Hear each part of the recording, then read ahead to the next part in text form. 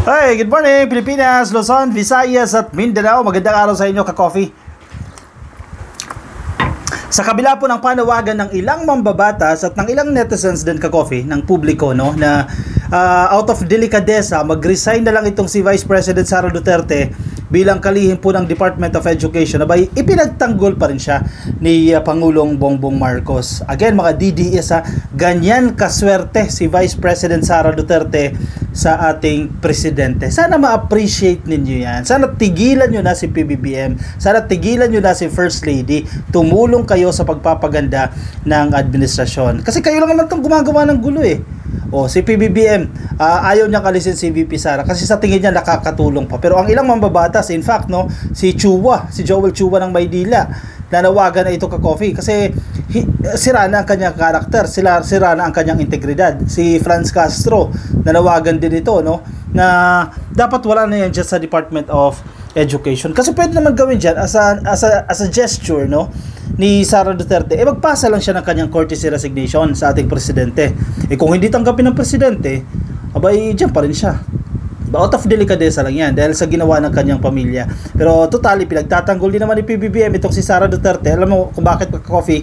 Ayaw ni PBBM ng ng magkakahati-hati kasi gusto talaga ni PBBM unity talaga, nagkakaisa. Ang problema itong kabilang kampo kasi, gusto kasi nila kontrolin, gusto nila i-take over itong leadership ni PBBM diba? Sana mapansin ninyo yan, sana ma-appreciate ninyo yan at tumigil na kayo, no? Tantanan ninyo itong gobyerno na ito. Nasa balita, ka-coffee, ng GMA ito, ka-coffee, patuloy pa rin po talaga ang pagsuporta dito ni PBBM. President Marcos, di aalisin si VP Sara sa DepEd. Bagamat negative yung reactions dito ng ilang netizens kasi bakit nandiyan pa yan, di ba? Pero tulad ng ating pinapanindigan noon, hanggat pinagkakatiwalaan ka ng presidente, dyan ka. Pero kung questionable ng integridad at karakter ng isang tao, mukhang may countdown na yan. Tingnan natin, ka-coffee. Siyempre, inoobserbahan din yan, ka-coffee, kung ano yung mangyayari in the coming days. Walang nakikitang dahilan si Pangulong Ferdinand Marcos Jr. para alisin niya si Vice President Sara Duterte bilang kalihim ng Department of Education at miyembro ng kanyang gabinete. Sana talaga panindigan ni Sara Duterte, no, yung kanyang loyalty, hindi sa kanyang pamilya kundi sa taong bayan at siyempre sa leadership din. Kasi kung hindi siya susuporta sa administrasyon na ito, nasa cabinet meeting siya di ba? Every Tuesday may meeting. Kung hindi siya sumusuporta, na-question na yung kanyang pagsuporta dahil nag-join siya doon sa rally na yan na binanatan si PBBM. Kung hindi siya susuporta, dapat wala siya dyan sa gabinete. Di ba? Kasi pinag-uusapan dyan strategies ng bansa kung kalaban ka pala, di ba? Kung tumitira ka pala ng pailalim, maapektuhan yung leadership o yung pamamalakad ng bansa natin. So out of delicadeza na lang yan. Kasi parang ano ka dyan, ang labas mo dyan, espiya ka, di ba? May meeting, yung mga tao na yan, gustong iangat ang Pilipinas, pero may isang espiya na gustong ibagsak naman ng Pilipinas. Sana, ka-coffee, hindi ganyan yung hangarin pero kasi may nakitaan siya ng ganyan gestures, yung pagdalo niya sa mga prayer rally ko, no, na gustong ibagsak ang administrasyon, kumbaga lamat yan lamat yan sa integridad ng isang tao. Sana, ka-coffee, hindi. Ginawa ni Marcos ang pahayag nitong Martes sa harap ng iringan nina Duterte at First Lady Liza Araneta Marcos. So actually, sabi nga ni PBBM, maswerte siya dahil protective yung kanyang may bahay, no? Okay lang yan, ka-coffee, no? Kasi sobrang bait ni PBBM. Even yung company Digong, nagsasabi mabait talaga si PBBM.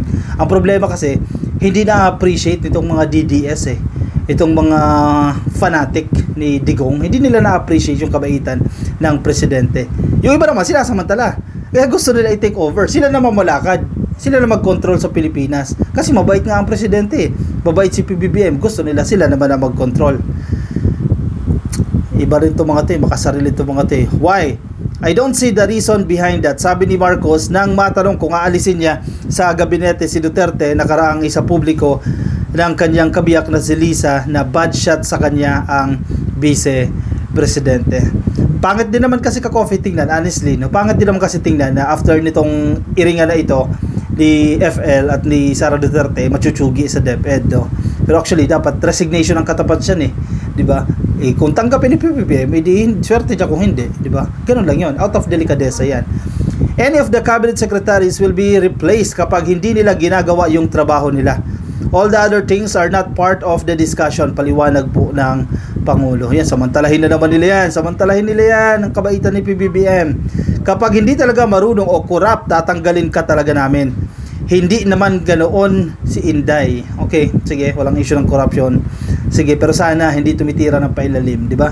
Unang iniulat na sumama ang loob ng unang ginang kay Duterte dahil sa pagtawag ng kanyang ama na si dating Pangulong Rodrigo Duterte na bangag si Marcos sa isang pagtitipon dyan po sa Davao City. At nasundan pa yan ang nasundan at makikita natin yung pagpunta ni Sara Duterte dyan sa rally sa Liwasang Bonifacio. Bagamat hindi siya nag-speech dyan, pero yung mere presence siya dyan, it says a lot, di ba? Sinabi pa ng unang ginang, tumawa pa umano si VP Sara sa pahayag ng kanyang ama. Sa kanyang pahayag nitong Lunes, sinabi ni Vice Presidente na nauunawaan niya ang saloobin ng unang ginang pero wala umano itong kinalaman sa kanyang trabaho bilang pangalawang pinakamataas na opisyal na sa bansa. Pero mali yun sabi ni Sara Duterte na ano yun personal yun pero hindi question ng katama yung sinasabi ng mga babatas dyan sa Maynila usapin niya ng integridad. Diba? Usapin niya ng karakter. Ikaw ay politiko, ikaw ay government leader, no? Saka binabatayan dyan yung karakter ng isang tao. Bawal ka nga mga bit dyan, diba? Kasi usapin niya ng karakter mo Ibig sabihin, may merit ang character, may merit ang integrity. Kaya hindi mo pwede basta baliwalain yung merit na yan. Yeah? Sabi ni Sara Duterte, hindi. Parang ang dating doon sa speech ni Sara Duterte, recorded at scripted na speech, sinasabi niya na parang walang weight walang importance yung sinasabi ni First Lady. Ibig sabihin pala, pwede pala gawin ng mga Duterte, pwede gawin ni Harry Roque, pwede gawin ni Maharlika, ni Glenn Chong, ni Atty. Vic Rodriguez, nitong mga bitter, itong mga kalaban, na tawag-tawagin si PBBM na bangag. Mura-murahin si PBBM, hindi magre-react si First Lady, Pwede pala yung ganoon. Kasi wala pala yun. Wala palang kinalaman. Sige, sa kanyang mandato, specifically sa kanyang mandate as the Vice President. Pero hindi pwede yun. Kailangan, pag mali yan, kundinahin mo rin yan na mali yung ginagawa ng kanyang kampo. Kasi may access siya doon Sabihan niya, itong kanyang kampo na, itigil nyo na yan. Nakakasama yan sa relasyon. Nakahati-hati ang bansa natin dahil sa pinaggagawa ninyo. Di ba? Pwede niya naman gawin yan Kung sumusuporta talaga siya kay PBBM, kausapin niya yung tatay niya. Di ba? Kausapin niya si Maharlika o kahit hindi siya mismo ang kumausap through a messenger, diba? Kausapin niya si Harry Roque, madalas silang lumalabas, madalas sila nagla-lunch, nagdi-dinner kausapin niya sige, tigilan muna si PBBM, suportahan natin ang kanyang gobyerno kasi part din si Sara Duterte ng gobyerno, sana ganoon, diba? Mas maganda yun ang problema wala nasaan ang suporta, importante ang suporta, kaya hindi two-way si PBBM. Protective siya kay Sara Duterte. Totoo, pinoprotektahan niya si Sara Duterte, pinagtatanggol niya si Sara Duterte. Si Sara Duterte, yan ang tanong. Pinagtatanggol niya ba si PBBM? Saan? Kailan? Hindi mutual. Yun yung pinupunto natin dito. One way lang. Dapat two way yan Kung magkaibigan kayo o kung civil kayo, kahit civil lang ka-coffee, hindi kayo best friends talaga. Hindi kayo ganun katalik na magkaibigan. Kung nagsusuportahan lang, kahit civil lang, pinagtatanggol ka ng presidente, sana ipagtanggol mo rin ang presidente mo. Sa mga kapatid mo, sa mga kaibigan mo na sumisira sa administrasyon niya. Yun lang yun Yun lang ang hirit natin dito na pwedeng gawin ni Sara Duterte. Pero wala tayong nakikitang ganyang gestures, wala tayong nakikitang ganyang move. O sana ma-address niya yan.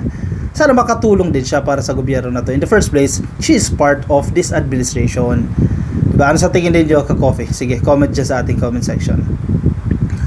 Samantala si PBBM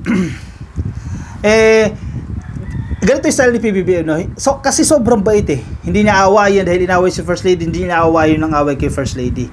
Sabi niya, tingnan mo yung kanyang narrative maswerte siya na nandiyan yung kanyang asawa na protective sa kanya, na hindi siya pinapabayaan normal yan kasi wala naman, tama yung explanation niya dyan kasi hindi naman sanay sa politics si FL Lisa kaya syempre magre-react yan, di ba? Sa politics kasi reality naman niya ka-coffee, kailangan marunong ka maki-PR na makipag worst term, makipagplastikan, makisama ganyan sa politics kasi multiply yung strategy dyan, hindi division kailangan mag-multiply ka ng multiply, addition or multiply ng kaibigan kasi politics nga yan hindi ka pwede mag-divide Marcos, sabi niya, I am lucky to have a protective wife. Pansinin mo, hindi niya inaaway yung asawa niya, hindi niya rin inaaway si Sara Duterte. Ganyan yung strategy ni PBBM. sobrang bait sa totoo lang. Kaya inaabuso ito ng iba. What a lucky husband I am. I have a wife who is very protective of me. This was President Marcos's initial reaction to the sentiments made by First Lady Liza Araneta Marcos over Vice President Sara Duterte, stressing that we cannot blame the First Lady for what she stated. Okay. Hindi natin masisisi si FL sa nagawa niya, di ba? Hindi niya naman naway si FL, hindi niya kinapihan si FL, hindi niya rin naman itinakwil, hindi niya inaway, no? Nasa middle lang siya. Ganon din si Sara Duterte kasi tinuturing ni PBBM si Sara Duterte na importante pa rin sa kanya, tulad ng pagturing niya sa kanyang asawa. Yun na lang, hindi na-appreciate kasi yun ng kampo ni Digong. First, PBBM to ha. First of all, my first reason is what a lucky husband I am that I have a wife na very protective sa akin. Kahit na may nakitang hindi magandang sinabi tungkol sa akin, she gets very upset. I guess we cannot blame her, Marcos said in an interview dyan po sa Occidental Mindoro nitong April 23. Swerte siguro. Kaya actually maraming naiinggit dito eh. Maraming nagsiselos kay PBBM at sa relasyon niya kay First Lady eh. Kasi tinan mo, ang ganda ng relasyon nila eh. Kaya yung mga bitter dyan, yung mga inggit dyan, sila Maharlika, siguro nagsiselos yan. Dahil ganyan kaganda ang pamilya ni PBBM. Nagsiselos yung mga yan eh. The President stressed that the First Lady is not from a political family. Therefore, she is not used to politics and has to learn to let some hurtful statements pass. Yun lang, mahirap ka, Coffee. Kung bago ka sa politics, no, magugulat ka minsan eh, no? Magre-react ka. Common lang daw naman yan kay First Lady, no? Pero syempre, kailangan may magsasalita din eh. Kasi yung asawa mo, di ba, hindi nagsasalita. Si PBBM hindi nagsasalita. Kailangan balanse yan eh. Kailangan haluan din ng tapang dito eh, ni FL, no? Kasi si PBBM hindi naman siya magsasalita, hindi naman siya mahilig mangaway eh. O si First Lady na lang ang sumagot. From one point, di ba? At one point, magsalita siya para tumigil din yan. Pero imo, tinan mo, nung nagsalita si First Lady dito sa mga batikos nila to, nila Maharlika, nila Harry Roque, nila Sas, nung nagsalita si First Lady, o tinan mo, umikot yung pet ng mga yan, yung buntot ng mga yan, nagsiikot, kanya-kanya silang isip, hala, sige, gawa sila ng statement, gawa sila ng mga justification. Kung hindi nagsalita si FL, akala siguro nila, pwede lang nila gawin kung ano yung gusto nilang gawin. O yan, hinahanap ninyo, nagsalita na, pinatulan kayo, at one point, pinatulan kayo, o yan, ikot kayo ngayon. Gawa na naman sila ng kung ano-anong mga argumento. Sige, hanap na naman ng mga issue. I don't think Coffee na magpapa-interview ulit si FL regarding this issue. Kasi sabi niya, pang-apat niya pa lang na-interview yan sa media. Bibihira siya magpa-interview kasi hindi naman siya hindi na siya matakaw sa media exposure. Pang-apat na interview niya pa lang yan kay Katunying. So, sabi nga nila, kailan daw hihinto yan? Yan, huminto na. Himinto na rin kayo. Kasi napakarami, kumbaga, naka 100 times kayo na combo eh. Diba? Si First Lady isa lang eh. Pero yung isang suntok na yon, lahat kayo ikot eh. So, feeling ko hindi na masusundan yan. Stop na yan, Ka-Coffee. At least nasabi niya yung kanyang piece. Diba? Nasabi ni FL yung kanyang argumento, nasagot yung ilang issue sa interview na yan, sa comprehensive interview na yan, at sa malalim na interview na yan. Ano sa inyo dyan, Ka-Coffee? Sige, share ang inyong opinion, ang inyong reaction dyan sa ating comment section nang mabasa rin po ng ating mga Ka-Coffee.